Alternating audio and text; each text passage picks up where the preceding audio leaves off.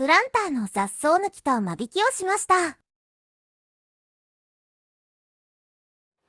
プランターに植物がいろいろと生えていると、やはりメインの植物の育ちは良くない。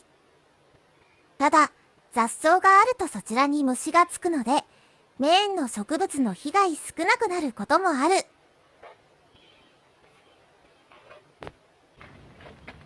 ここは先日のカナブン幼虫プランター。幼虫は排除しました。巻き返しに期待です。雑草とかメイン以外の株が多かったので減らしてみました。今年はマルチングに Amazon 段ボール使ってみてます。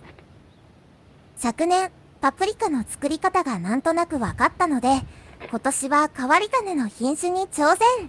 ガブリエルアカー、シシトウ、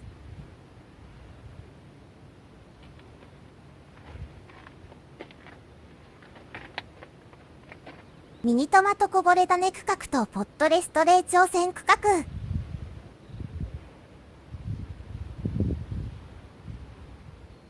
右のプランターもいつも雑草だらけにしてました。わざとです。今年は雑草を抜いてみました。多分、いつものように途中で飽きて放置だと思います。